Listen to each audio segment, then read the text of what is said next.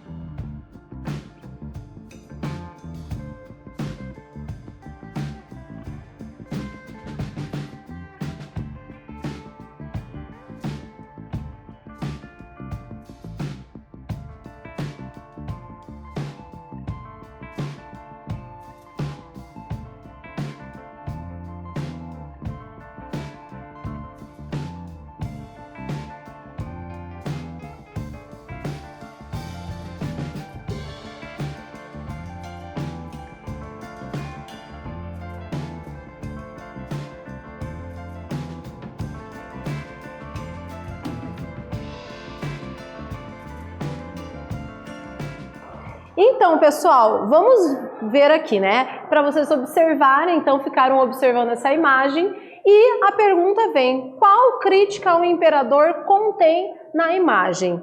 Bom, nós podemos ver que a charge mostra Dom Pedro II dando a mão à palmatória para o Papa Pio IX, porque teve que anistiar, ou seja, perdoar, após as críticas dos jornais republicanos. Ou seja, o Dom Pedro II, ele teve que, após todo aquele episódio, ele teve que retornar às ideias que ele havia imposto. E nós chegamos aqui em uma das outras concepções desse movimento, desse avanço do republicanismo dentro do Brasil.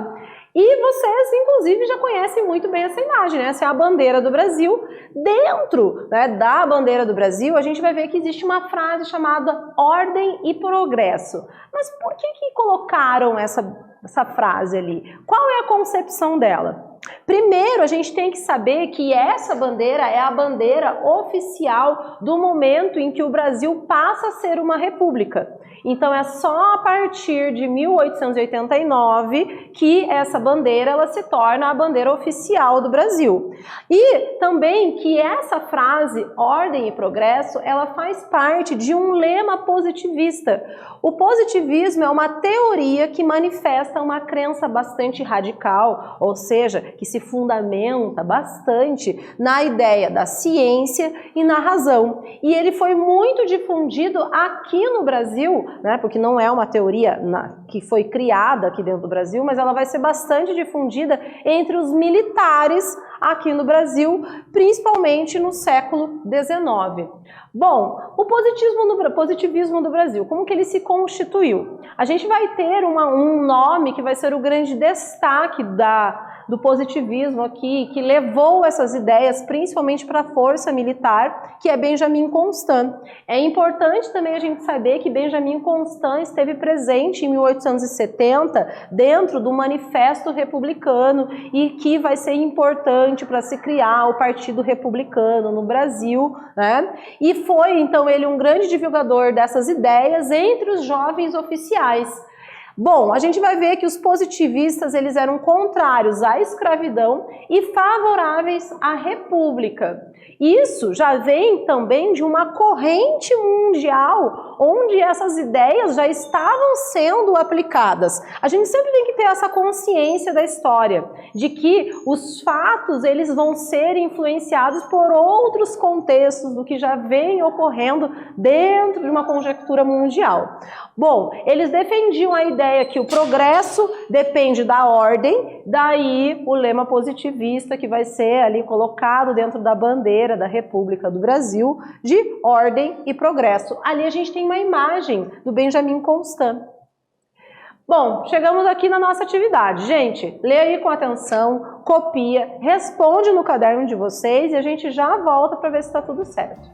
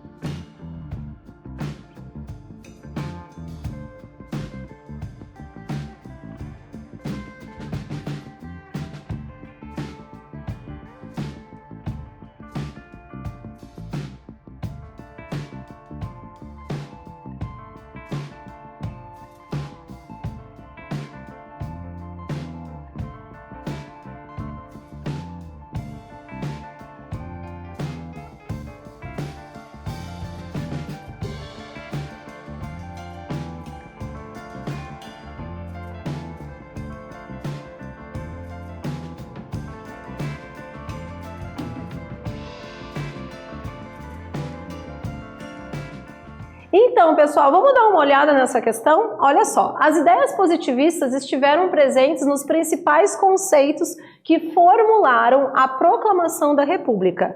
Quais ideias defendia o positivismo? E a gente vai ver que algumas das ideias que o positivismo defendia era a ideia de progresso, que ela depende da ordem, e inclusive aplicaram esse lema positivista na bandeira brasileira. Ordem e progresso. Também tinha ideias contrárias à escravidão e favoráveis à república. Bom, a gente vai ver um pouco agora sobre a questão militar, né? O que envolve a questão militar? Já vimos a questão religiosa, já vimos a questão do positivismo dentro dessa construção para se chegar na república, e agora o que o militarismo vai estar envolvido?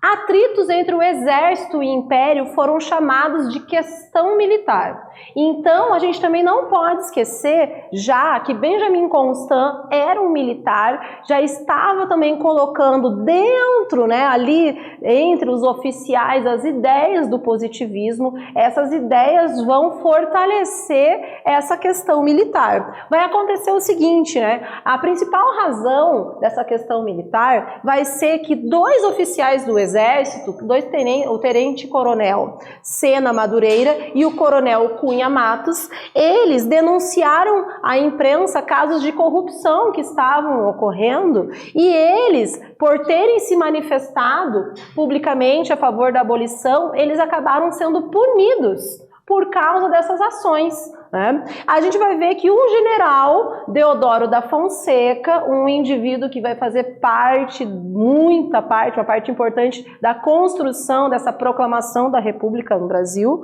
um líder do exército, não concordou com as punições, né, que Sena Madureira e Cunha Matos acabaram recebendo por causa dessas denúncias que eles fizeram, e ele não concorda com essas punições e ele acaba sofrendo sanções. A imprensa vai dar apoio aos militares, concordando com esse lapso que ocorre, né, dessa discordância entre a força do império e o militarismo. Ou seja, a questão militar ela também vai começar a ganhar apoio da imprensa, logo de outras partes da população. O fim da monarquia. Com a questão militar, cresceu a insatisfação dos militares com a monarquia. Também a gente não pode esquecer que tem todo o ideal do positivismo impregnado nessas ações. Com a Lei Áurea de 1888, também muitos fazendeiros sentiram-se traídos por libertar seus escravos sem receber nada em troca, porque já existia todo um discurso que, se ocorresse a abolição da escravidão, esses fazendeiros eles iam ganhar benefícios, né? Eles iam conseguir receber algum valor por isso. Entre as camadas médias urbanas crescia o desejo por uma maior participação política. Em 15 de novembro de 1889, então, vai ser proclamada a República sob a liderança do Marechal Deodoro da Fonseca, né? Setores, né, do exército influenciado pelas ideias positivistas, elas vão dar um golpe e implantar a República no Brasil. Sim, a proclamação da República é chamada de um golpe militar. Por quê? Porque houve uma adesão de um grupo que estava fora do governo e tomou o poder. O imperador Dom Pedro II e a família real tinham 24 horas para deixar o país. Bom, aqui a gente vai ver um símbolo republicano, né, que é chamada Marianne, que é uma inspiração numa imagem francesa que foi muito utilizada durante essa proclamação da República. Temos aqui a nossa atividade. Quero que vocês leiam com atenção, interpretem essa atividade, a gente já volta para ver se está tudo correto.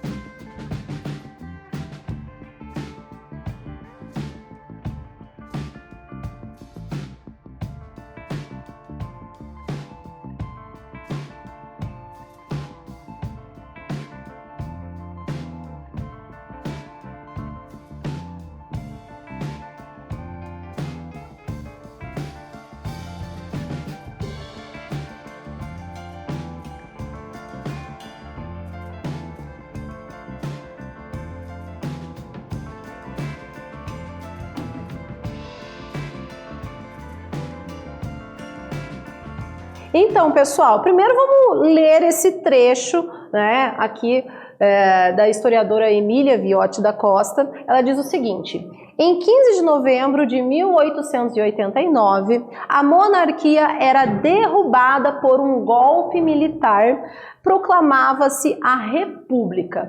O ano de 1889 não significou uma ruptura do processo histórico brasileiro. Como a autora vê a proclamação da República? E por que ela diz que não significou uma ruptura do processo histórico brasileiro? Então não foi tão significante assim, segundo a visão dessa autora? Vamos ver o seguinte, né? Primeiro a gente vai ver que a autora, ela vê a proclamação da República como um golpe militar. Esse é um termo bastante usado no conceito de história, quando um grupo que não pertence a um governo vai tomar o poder. E por que ela diz que não significou uma ruptura? Porque não houve uma participação popular. O povo não fez parte dessa mudança política. Não foi o povo que guiou, né, através também de uma busca de uma igualdade social, que conseguiu colocar fim à monarquia. Mas sim um grupo de uma elite, né, e também um grupo principalmente de militares, que não vai fazer com que ocorram várias mudanças significativas dentro do que era o Brasil. E o que a gente viu então nessa aula? A gente viu que algumas ideias fizeram parte até a gente chegar ao momento da proclamação da República. Tanto a questão militar, né, que ganhou muita força com a questão da teoria positivista, que vai ser um ponto importante dentro dessa Constituição republicana aqui, e também a questão religiosa, de determinados atritos que existiram entre a Igreja Católica e o imperador Dom Pedro II. Tudo isso se juntará, né, à ideia que vai levar a um golpe militar, que é a proclamação da República em 15 de novembro de 1889. E é isso aí. Até!